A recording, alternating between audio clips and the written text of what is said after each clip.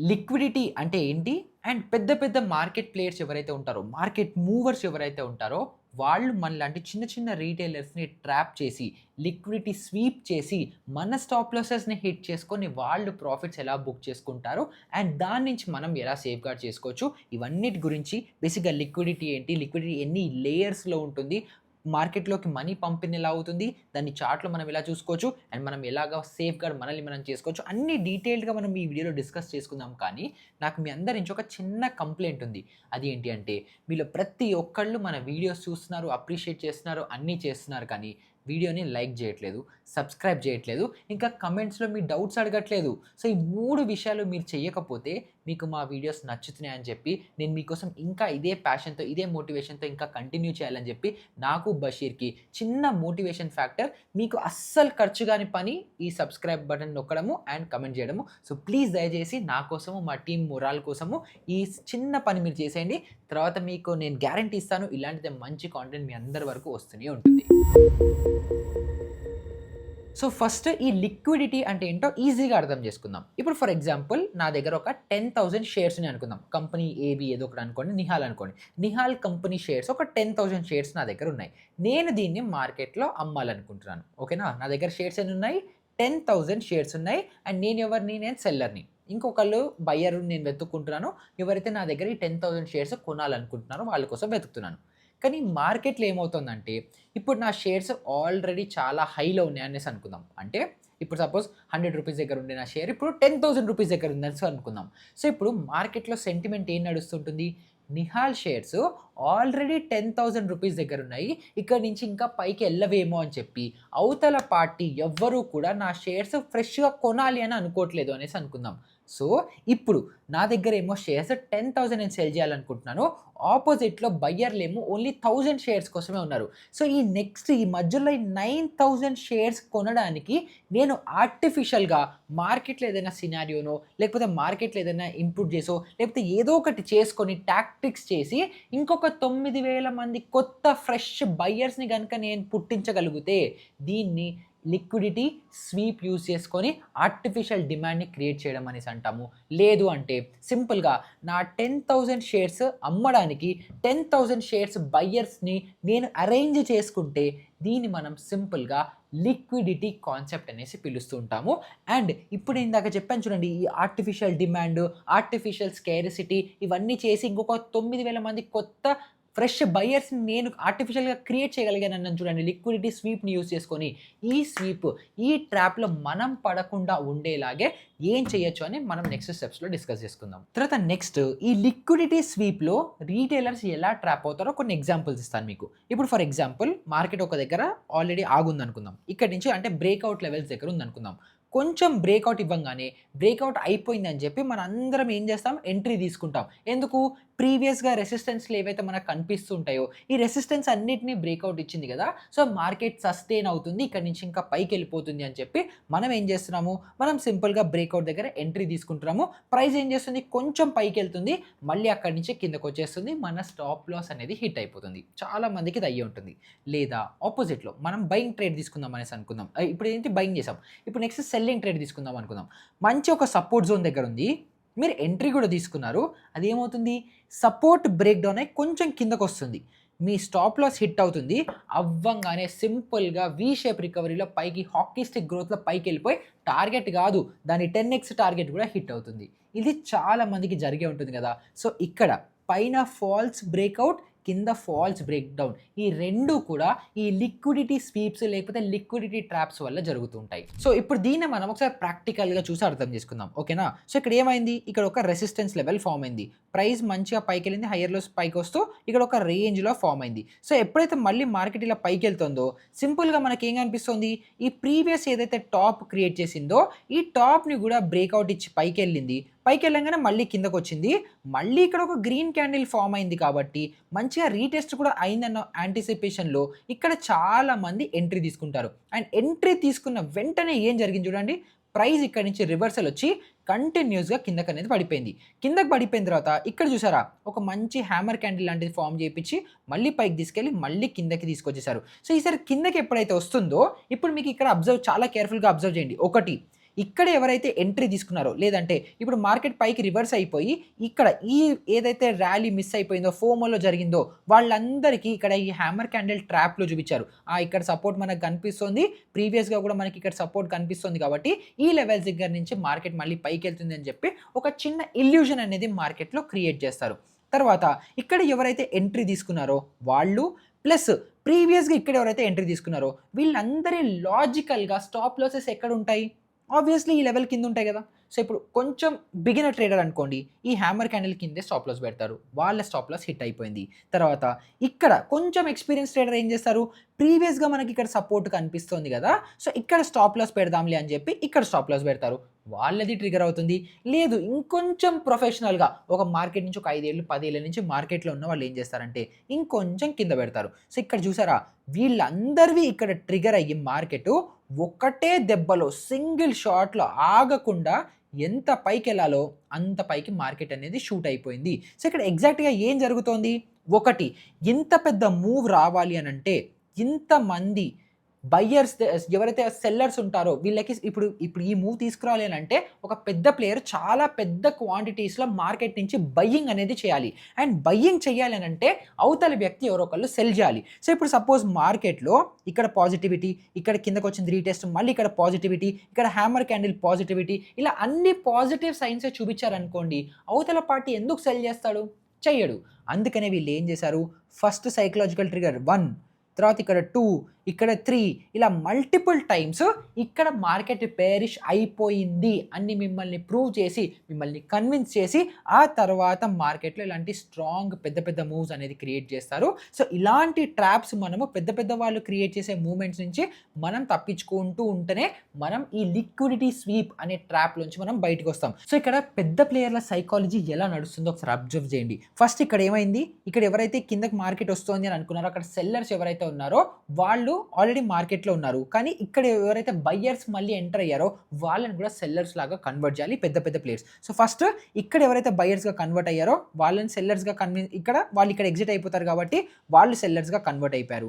తర్వాత ఈ లెవెల్స్లో ఎవరైతే బయ్యింగ్ చేస్తుంటారో వాళ్ళని ఈ లెవెల్లో సెల్లర్స్గా కన్ఫర్మ్ చేసేసారు. తర్వాత ఈ బ్రేక్ డౌన్ ఎప్పుడైతే జరుగుతుందో అప్పుడు ఫ్రెష్ సెల్లర్స్ ఆల్రెడీ మార్కెట్లోకి వస్తారు. తర్వాత మళ్ళీ పైకి వెళ్ళి ఎప్పుడైతే రీటెస్ట్ అయ్యి మళ్ళీ ఇలా కిందకు వస్తుందో ఇక్కడ చాలా ప్రొఫెషనల్ ఎవరైతే బయ్యర్స్ సెల్లర్స్ ఉంటారో వాళ్ళు కూడా ఇక్కడ మళ్ళీ సెల్లర్స్ లాగా కన్వర్ట్ అయిపోతారు. సో ఇప్పుడు వీళ్ళకి ఇక్కడ బయ్యర్స్ ఉన్న వాళ్ళు సెల్లర్గా అయిపోయారు, బయ్యర్స్ ఉన్న వాళ్ళు సెల్లర్గా అయిపోయారు, ఫ్రెష్ సెల్లర్స్ ఎంటర్ అయ్యారు అండ్ ఇంకా ఫ్రెష్ సెల్లర్స్ కూడా కన్వర్ట్ అయిపోయారు. సో ఈ 4 కేటగిరీలలో ఉన్న వాళ్ళని ఒకటేసారి అన్ని ఆర్డర్స్ కూడా ఈ పెద్ద ప్లేయర్ మొత్తం పర్చేస్ చేసుకొని ఒక్కటేసారి సింపుల్ హాకీ స్టిక్ ర్యాలీ లాగా మార్కెట్ని పైకి అనేది తీసుకెళ్ళిపోయారు. సో ఇలాంటి కేసెస్లో మీరు మిమ్మల్ని సేఫ్ గార్డ్ చేసుకోవాలి అని అంటే ద ఈజియెస్ట్ బెస్ట్ థింగ్ ఏంటి అని అంటే సపోర్ట్ రెసిస్టెన్స్ లెవెల్స్ని ఫస్ట్ ఫైండ్ అవుట్ చేసుకోండి. సో ఇక్కడ మనకి రేంజ్ కనిపిస్తుంది. సో ఎప్పుడైతే రేంజ్ బ్రేక్ డౌన్ అవుతుందో అప్పుడే నేను ఎంట్రీ తీసుకుంటాను. సో ఇక్కడ ఏమైంది, రేంజ్ బ్రేక్ డౌన్ అయింది, తర్వాత రీటెస్ట్ కూడా జరిగింది, మళ్ళీ ఇక్కడ బ్రేక్ డౌన్ జరిగితే ఈ పాయింట్లో మనం ఎంట్రీ తీసుకోవాలి. సో ఏదో మనం పైకి వచ్చాము ఒక క్యాండిల్ వచ్చింది కదా అని మళ్ళీ ఎంట్రీ తీసుకుంటే ట్రాప్ అయిపోతారు. సో దీనికి సింపుల్ లాజికల్ మిమ్మల్ని మీరు సేఫ్ చేసుకోవడానికి ఏంటి అని అంటే ఎప్పుడైనా సరే రీటెస్ట్ ఇంపార్టెంట్. సో ఇక్కడ మీకు బ్రేక్అవుట్ వచ్చింది, బ్రేక్అవుట్ వచ్చిన తర్వాత రీటెస్ట్ వచ్చి మళ్ళీ కంటిన్యూషన్ అయితే ఇక్కడ పైన ఈ లెవెల్ దగ్గర మీరు ఎంట్రీ తీసుకోవాలి. అలా కాకుండా జస్ట్ బ్రేక్అవుట్ అయిపోయింది కదా అని మీరు ఎంట్రీ తీసుకుంటే మీరు ట్రాప్లోకి అనేది వెళ్ళిపోతారు. సో ఇలాంటి లిక్విడిటీ ట్రాప్స్ నుంచి మీరు బయటపడాలంటే the most easiest thing you can do is మనము బ్రేక్ డౌన్ బ్రేక్అవుట్ అయిన తర్వాత మనం రీటెస్ట్ కూడా అవుతుందా లేదా అండ్ రీటెస్ట్ హై ఆర్ లో దగ్గరే మనం ఎంట్రీ అనేది ప్లాన్ చేసుకోవాలి. తర్వాత సెకండ్ ఇంపార్టెంట్ విషయం మీరు గుర్తుపెట్టుకోవాల్సింది ఏంటి అని అంటే మోస్ట్లీ ఈ లిక్విడిటీ ట్రాప్స్ అన్నీ కూడా కన్సాలిడేషన్ రీజన్స్ దగ్గర లేకపోతే ఫ్రీక్వెంట్గా సపోర్ట్స్ రెసిస్టెన్సెస్లో ఎక్కడైనా ఫాలో అవుతూ ఎక్కడైనా ప్యాటర్న్ కనుక కనిపిస్తుంటే వాటిని మీరు అవాయిడ్ అనేది చేయాలి. సో కంటిన్యూస్గా ఒకసారి వెళ్ళింది, ఇప్పుడు ఇక్కడ రెసిస్టెన్స్ ఉంది అనుకుందాం, కంటిన్యూస్గా ప్రైస్ వెళ్ళింది, రెసిస్టెన్స్ హిట్ అయింది, కిందకు వచ్చింది, తర్వాత కొంచెం పైకి వెళ్ళింది, ఈ రెసిస్టెన్స్ కన్నా కొంచెం పైకి వెళ్తుంది, మళ్ళీ కిందకు వస్తుంది, తర్వాత థర్డ్ మళ్ళీ అదే రెసిస్టెన్స్ దగ్గరికి వెళ్ళి మళ్ళీ కిందకు వస్తుంది, ఆ తర్వాత బ్రేక్అవుట్ ఇచ్చినట్టే ఇస్తుంది. సో ఇలాగ continuous supports continuous resistance resistance ఎక్కడైనా మల్టిపుల్ టైమ్స్ హిట్ అవుతుంది, ఒక రేంజ్లో ప్రైస్ మూవ్ అవుతుంది అని అంటే అక్కడ చాలా కన్ఫ్యూజన్ అనేది క్రియేట్ అవుతుంది. అండ్ చాలామంది ట్రేడర్స్, చాలామంది ఇన్వెస్టర్లు కూడా రకరకాల పొజిషన్స్ అనేవి తీసుకుంటుంటారు. సో ఎస్పెషలీ ఇలాంటి జోన్స్ కనుక మీరు చూస్తుంటే 100% అక్కడ లిక్విడిటీ గ్రాబ్ అయ్యి లేకపోతే లిక్విడిటీ స్వీప్ అయ్యే ఛాన్సెస్ ఎక్కువ ఉంటాయి. కాబట్టి అలాంటి రీజియన్స్లో మీరు కొంచెం కేర్ఫుల్గా ఉండి రీటెస్ట్ కంపల్సరీ అయ్యి అండ్ ఆ రీటెస్ట్ లెవెల్ క్రాస్ అయితేనే మీరు ఎంట్రీ తీసుకోండి, లేదంటే బాధపడతారు. ఇది సెకండ్. తర్వాత ఇంకొక ఇంపార్టెంట్ థర్డ్ పాయింట్ ఏంటి అంటే మీరు రీసెంట్ సపోర్ట్స్, రెసిస్టెన్సెస్ ఇవి రెండు ఐడెంటిఫై చేస్తారు. అలా కాకుండా కొంచెం చార్ట్ని జూమ్ అవుట్ చేయండి. జూమ్ అవుట్ చేసి ప్రీవియస్గా ఇంకా దీనికంటే ముందర సపోర్ట్, రెసిస్టెన్స్ ఏదైనా ఉందా లేదా ఒక్కసారి చెక్ చేసుకోండి. ఇప్పుడు ఫర్ ఎగ్జాంపుల్ మేబీ మీరు ఒక 1 వీక్ డేటా మీరు అనలైజ్ చేస్తున్నారు. 1 వీక్ డేటాలో మీకు ఒక స్ట్రాంగ్ రెసిస్టెన్స్ ఏదో కనిపిస్తుంది అనేసి అనుకుందాం. కానీ 1 మంత్ ముందరికెళ్తే సేమ్ అదే లెవెల్‌లో ప్రీవియస్‌గా ఇంకొంచెం పైన లెవెల్‌లో ఇంకొక రెసిస్టెన్స్ ఉండి ఉండొచ్చు. సో, ఇప్పుడు మీరు లాస్ట్ 1 వీక్ డేటాతో ఇక్కడ రెసిస్టెన్స్ ఉంది. ఇది బ్రేక్‌ఔట్ ఇచ్చింది కాబట్టి కంపల్సరీ ప్రైస్ ఇక్కడి నుంచి పైకి మూవ్ అయిపోతుంది అని మీరు అనుకుంటుంటే అది మీరు చేసే చిన్న పొరపాటు అవుతుంది. ఎందుకనంటే 1 మంత్ ముందర మేబీ ఇంకొక 50 పాయింట్సో, 100 పాయింట్స్ పైనో అక్కడి నుంచి రెసిస్టెన్స్ తీసుకొని పడిపోయిన రోజులు ఉండొచ్చు. సో, మీరు అది చూసుకోకపోవడం వల్ల మీరు ట్రాప్ అనేది అయిపోతారు. సో, ఆ అప్‌టిక్ ఇస్తుంది. మళ్ళీ కంటిన్యూస్‌గా ప్రైస్ కిందకనేది క్రాష్ అయిపోతుంది. సో, అది కూడా మీరు అబ్జర్వ్ చేయాలి. సింపుల్‌గా మాక్సిమం అమౌంట్ ఆఫ్ డేటాని మీరు అక్యుములేట్ చేయాలి. మీరు 15 మినిట్ టైమ్ ఫ్రేమ్‌లో కనుక ట్రేడ్ చేస్తున్నారు అని అనుకుంటే 1 డే చార్ట్ మీద compulsory major supports, major resistances ఎక్కడున్నాయని మీరు ఐడెంటిఫై చేయాల్సిందే. అప్పుడే మీరు మార్కెట్‌లో ఇలాంటి లిక్విడిటీ ట్రాప్స్ నుంచి సేఫ్ అనేది అవ్వగలుగుతారు. తర్వాత ఈ రౌండ్ లెవెల్స్ ఏవైతే ఉంటాయో వీటితో కూడా కొంచెం కేర్‌ఫుల్‌గా ఉండండి. అంటే 23,000, 23,500, 24,000 అని నిఫ్టీలో మనకి లెవెల్స్ కనిపిస్తూ ఉంటాయి చూడండి. లేదా బ్యాంక్ నిఫ్టీ అయితే 35,000, 36,000, 37,000 ఇలా రౌండ్ లెవెల్స్ మీకు కనిపిస్తూ ఉంటాయి కదా. ఈ రౌండ్ లెవెల్స్ దగ్గర మీరు చాలా కేర్ఫుల్‌గా ఉండాలి. ఎందుకంటే by default psychological stop losses ఈ రౌండ్ లెవెల్స్ దగ్గర చాలా మంది పెట్టుకుంటారు. అక్కడ టెక్నికల్‌గా సపోర్టు, రెసిస్టెన్స్ ఉందా లేదా ఎవ్వరికీ సంబంధం లేదు. సింపుల్‌గా ఓ రౌండ్ లెవెల్ కనిపిస్తుంది కదా, అక్కడ పెడదాంలే అని చెప్పి అక్కడ స్టాప్ లాసెస్ పెట్టేస్తూ ఉంటారు. ఎందుకు? అగైన్ ఓఐ డేటా వల్ల. ఎవరైతే ఇండెక్సెస్‌లో ట్రేడ్ చేస్తుంటారో వాళ్ళందరూ ఓఐతో కూడా చాలా ఎక్కువ మ్యాప్ అనేది చేసుకుంటూ ఉంటారు, రిలేట్ అనేది చేసుకుంటారు కదా. సో దానివల్ల ఓఐ 26,000 దగ్గర ఒక 2 లాక్ కాంట్రాక్ట్స్ ఓఐ బిల్డ్ అయింది. సో అది మంచి స్ట్రాంగ్ రెసిస్టెన్స్‌గా యాక్ట్ చేస్తుంది. సో మనం కూడా స్టాప్ లాస్ అక్కడ పెట్టుకుందాం అని చెప్పి గుడ్డిగా వెళ్ళి ఓఐ డేటాని నమ్మి అక్కడ స్టాప్ లాస్ అనేది పెట్టేసుకుంటారు. కానీ మార్కెట్లో ఏమవుతుంది?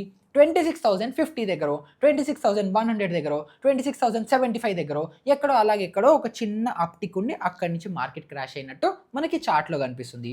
మీ స్టాప్ లాస్ 26,000 దగ్గర ఉంది, చార్ట్లో మనకి అప్టిక్ ఏమో 26,075 దగ్గర ఉంది. సో 75 వరకు వెళ్ళి మీ స్టాప్ లాస్ని హిట్ చేసి మిమ్మల్ని ఆపోజిట్ ట్రేడ్లో కూర్చోబెట్టి వేరే వాడు మీ ప్రాఫిట్లను తీసేసుకుంటాడు. కాబట్టి మీరు అలాంటి ట్రాప్స్లో పడకుండా జస్ట్ రౌండ్ లెవెల్ ఉంది కదా అని చెప్పి ఏదో గుడ్డిగా అలాగా ర్యాండమ్గా పెట్టకుండా చార్ట్ని చూసుకొని వ్యాలిడేట్ చేసుకుంటే కూడా ఈ లిక్విడిటీ పూల్స్ అవ్వచ్చు, లిక్విడిటీ స్వీప్స్ నుంచి మిమ్మల్ని మీరు సేఫ్ గార్డ్ అనేది చేసుకోవచ్చు. సో ఎంతమందికి గుర్తుందో లేదో తెలియదు కానీ 2025లో జైన్ స్ట్రీట్ అని చెప్పి ఒక పెద్ద ఈవెంట్ అనేది జరిగింది. సో దాంట్లో మన గవర్నమెంట్ ఫైండ్ అవుట్ చేసిన డేటా ఏంటంటే 100 రూపీస్ ఎవరైనా ఇండియాలో రీటైలర్స్ ఆప్షన్ ట్రేడింగ్ చేసి నష్టపోయారు అని అనుకుంటే దాంట్లో 35 రూపీస్ అంటే 35% of Indian retailers losing money Jain street అనే ఒక సింగిల్ కంపెనీకి వెళ్ళింది.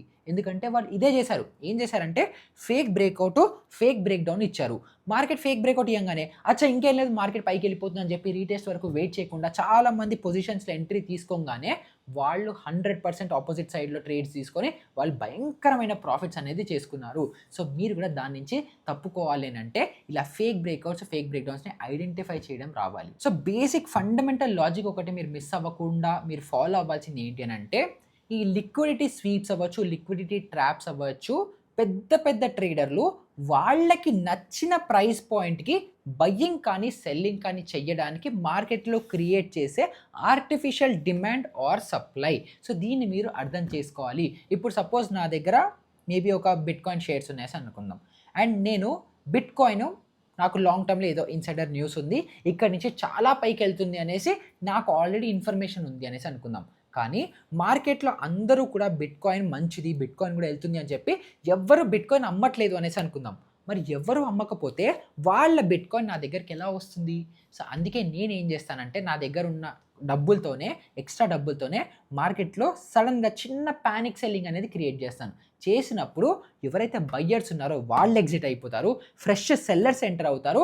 అండ్ వీళ్ళిద్దరిది ఏదైతే నాకు సెల్లర్స్‌గా కన్వర్ట్ అయ్యారో వాళ్ళ లిక్విడిటీ నేను తీసుకొని, నేను నా పొజిషన్స్ బిల్డ్ చేసుకొని ప్రైస్‌ని పైకనేది షూట్ చేస్తాను.